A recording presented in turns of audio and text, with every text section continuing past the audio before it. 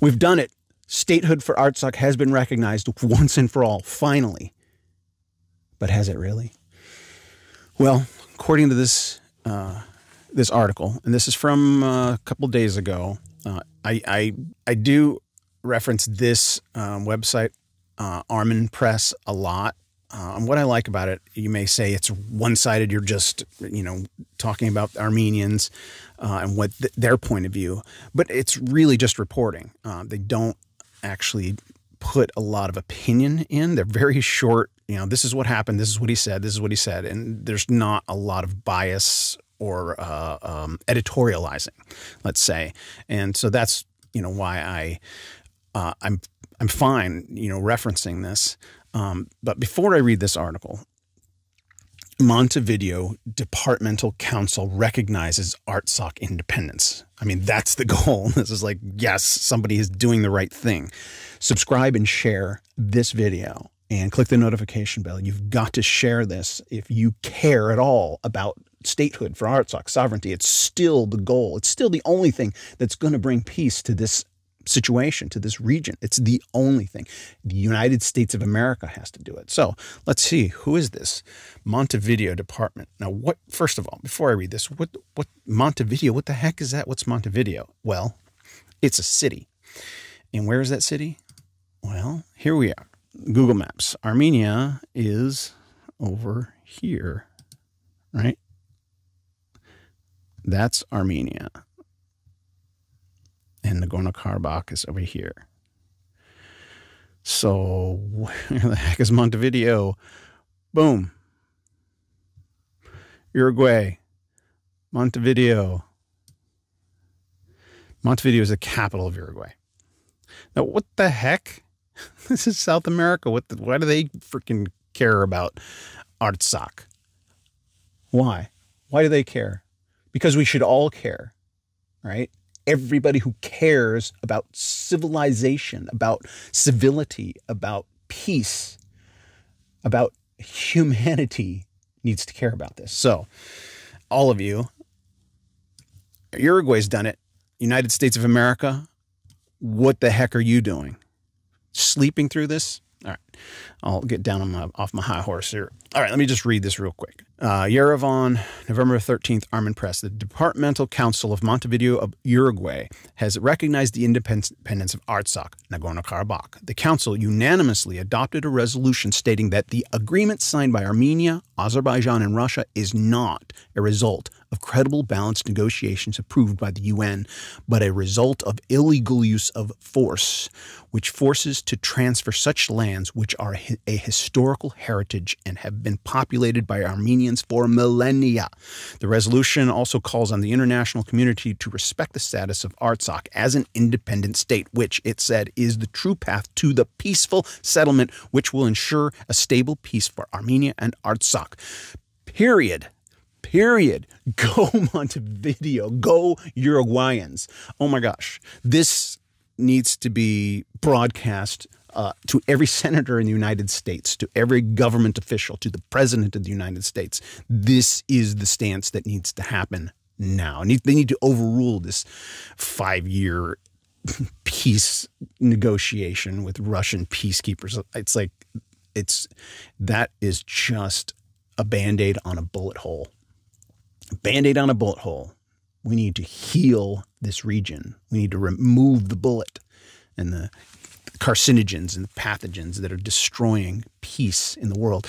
All right, well, let me continue. I'm going to read a couple more articles from this same website. Pashinyan sees need for continuation of activity of OSCE MG co-chairmanship. Okay, so this group, OSCE, this explain what it is. No, this is the group. The Minsk group is the United States, Russia, and France, and those three world powers are supposed to be monitoring this situation and keeping the bad actors at bay.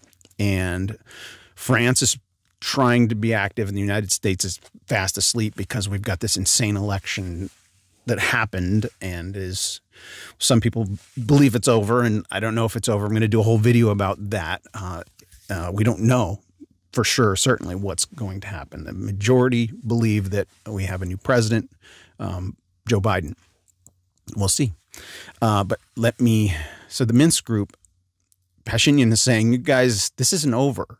But Russia is the one who stepped in. France is trying and Russia has stepped in while the United States fiddles while Rome burns. Or the world burns. But let me read this. Prime Minister of Armenia, Nikol Pashinyan, sees need for continuation of the activity of the OSCE Minsk Group co-chairmanship.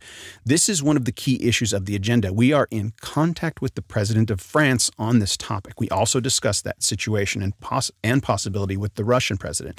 In my view, the OSCE Minsk Group co-chairmanship's activity should continue, the PM said during a Q&A session in the Parliament. He said the activity of the co-chairmanship format should continue in order for all issues to be solved properly. Well, what this sounds like, because this is just reporting a response to a question in a press briefing, it sounds like people are thinking, or maybe the powers, maybe Azerbaijan and Turkey are thinking, yeah, you don't need the OSCE, the Minsk Group's supervision anymore because we've come to this resolution and Russia and Azerbaijan and Armenia have signed this thing and you don't need that supervision anymore. Bad idea. That is the wrong mindset. This is not over. This is not a solution. It has not been resolved. There's no legal avenue for peace in this agreement that they've signed. This is, like I said, a Band-Aid on a bullet hole. Let me continue. Armenia has not discussed Russian proposals on Nagorno-Karabakh issue with the U.S. side, PM says. Okay, maybe it's the same press briefing response to another question, but Armenia has not discussed the Russian proposals over the Nagorno-Karabakh issue with the U.S. side. Prime Minister Nikol Pashinyan said during an online press conference today, asked whether it's right that he has consulted with the U.S. representatives for accepting the Russian proposals. Of course it's not right. Okay, he's saying, why would I discuss with the United States what I've been discussing with Russia? This is just his response. During this period, this 1 month, I have held 5 phone calls with the U.S. representatives, 3 times with U.S. President's National Security Advisor O'Brien and 2 times with Secretary of State Pompeo. And during these talks, the American proposals, rather than the Russian ones, have been discussed. The Russian proposals have not been discussed with the U.S. side. He stated that he has been in constant touch with the Russian president. There has been a day when they held phone calls for 5 or 6 times. So essentially saying why I'm not going to discuss the Russian stuff with the U.S. or the U.S. stuff with the Russian. I don't know exactly what he means by that. But what I do get out of this response is that he's talking to the Russians 5 to 6 times in one day in one case when he's only talked to the United States 5 times overall through this. That's not good. I mean, I understand Russia's the closest major superpower in the area, and they've been allies. But the United States is the only one that can really bring peace because Russia does not have the best interest. But I mean, poor Pashinyan. I mean, he's the enemy to a lot of people. He's doing the best he can to a lot of people. And I've got Armenian friends that are kind of on both sides. One of them's telling me, you know, this guy, he's not perfect, but he's been trying. And another one saying, well, we'll see when everything shakes out, which is true. But I have one final on this. I don't want to make this too long, but one final article from this same site. And this is concerning to me. This is why the United States needs to get involved. Erdogan's decree on sending troops to Azerbaijan concerns the monitoring center, says the Kremlin. This must be the representative from Russia. I'll explain this in a sec. Turkish President Recep Tayyip Erdogan's decree on sending troops to Azerbaijan relates to ensuring the operation of the joint monitoring center of Turkey and Russia, Russian President spokesperson Dmitry Peskov said. That's Peskov, I guess. There will be a monitoring center in the territory of Azerbaijan. The Turkish military will be sent there. This is an implementation of an internal procedure envisioned by the internal legislation of Turkey, Peskov said, adding that this is the internal matter of Turkey. As for the creation of a joint monitoring center in Azerbaijan, Peskov said it is a result of a bilateral agreement between Russia and Turkey. All right.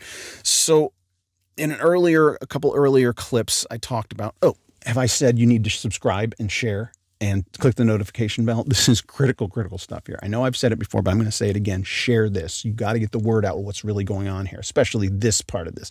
Turkey, in an earlier segment, I've read articles where Turkey's sending peacekeepers in. So the agreement was between Armenia, Azerbaijan, and Russia would send roughly almost 2,000 peacekeepers into this region to keep the violence at bay. And in those same articles, Turkey was sending peacekeepers as well, but they're not a part of this agreement. Well, I guess they're arguing that Russia is really on the Armenian side, and so we need to take the Azerbaijani side. I'm thinking their argument. But this article says there is a separate agreement between Russia and Turkey to send Turkish troops in there. Well, Turkey's already been sending troops over there. They've been sending the violent aggressors. They've been sending terrorists from other regions, right? Mercenaries to go attack the Armenians, to attack this land. And so now it's official. We're just monitoring the monitoring center, whatever. We're sending it to make sure the Russians are not violating the agreement or something. But Turkey sending forces is not what is necessary. Azerbaijan is 10 million people and Armenia is 3 million people, and Artsakh was 150,000, and now it's going to be like half that. So why does Turkey need to send more troops? Share this video.